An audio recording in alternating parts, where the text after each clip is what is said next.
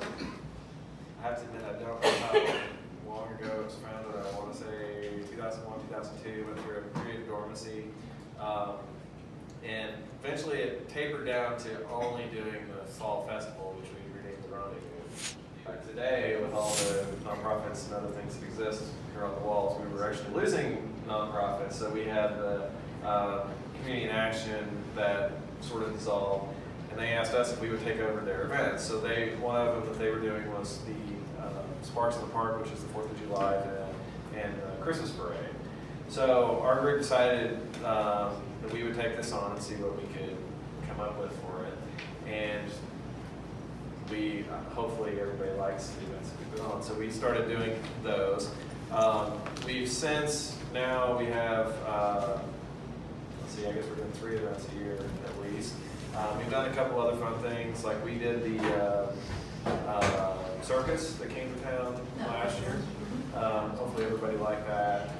We're a very small group. There's only really 5 or 6 active members. We would really love some more. Planning the events becomes quite a challenge. Sparks in the Park brought in, well, an entire park full of people. We guessed 2,500, 3,000 maybe last year. That was the biggest event that we've put on. What we've tried to do now is come up with something to give back to the community. Our latest idea we think we're going to do is we're going to build a stage for the park. So right now there's a gazebo, and we're going to work with the city trying to accomplish that. One of the things that HTC can do, so we're a 501c3 like most of the other groups in here.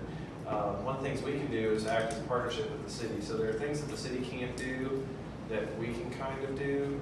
So for instance, building a stage in the park, that's something that the city's going to have to go through quite a process to do. They're going to have to get architects, they're going to have to go through all the red tape that the city is required. Or we can do it with the city's permission and just say, we'll just do it. So there's no tax increase, there's no cost to the city, so we do it with either private donations, we raise money, and then try to better the community. We want the stage sort of for our own purposes too, so we can have events that are more fun and bring more people out and do some more fun, exciting things. So, like I say, we're a small group. It's pretty amazing. Anybody's been to the events. There are 9 of us on the board. Really, about 5 or 6 do all the planning for that event, which is pretty crazy.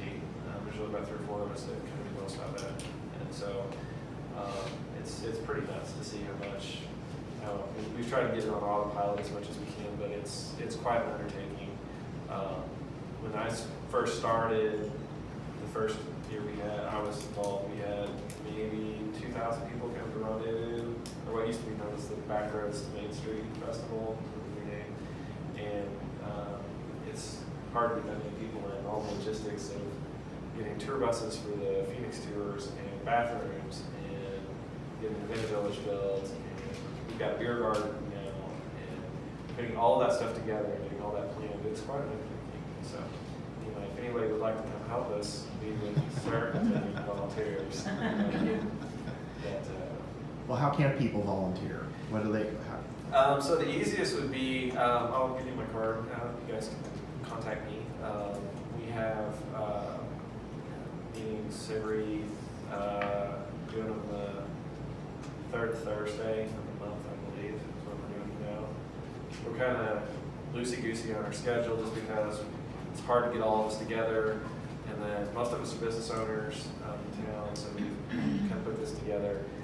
As festivals or events start coming up, we start having a lot more frequent meetings because there's a lot planned. And so our next event will be the Christmas parade.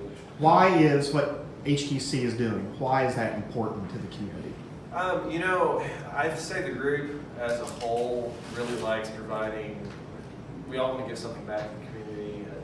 So I own Griffin Industries in town, and I work 70 hours a week, so I don't have time for lots of charities. So, besides just writing a check, or the time that I give is for that, and I'd say the rest of the group kind of feels the same way. We like giving back to the town. So doing these events is really fun. It's neat to see kids with smiling faces.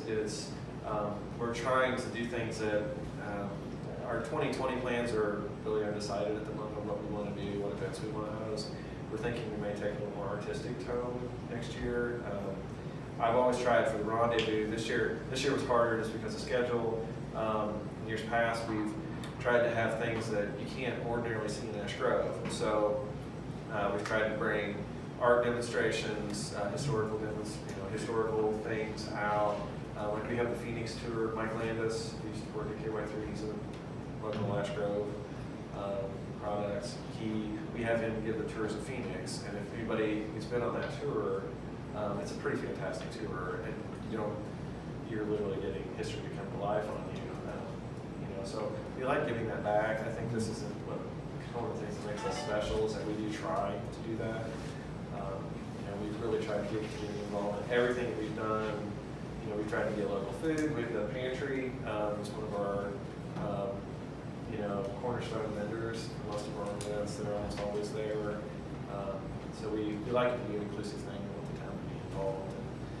I know that a lot of people who live in Ash Grove don't leave Ash Grove much, or either for work, but most of them stay pretty local. And so I live in Springfield, and I'm spoiled.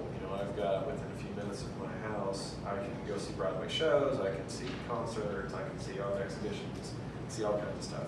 So we want to bring a little bit of that, to Ash Grove. That's it.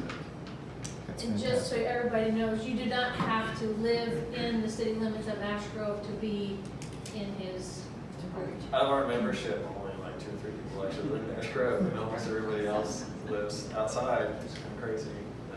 We have people from Walnut Grove, I'm from Springfield. So, yeah, so all of us have a connection to the city one way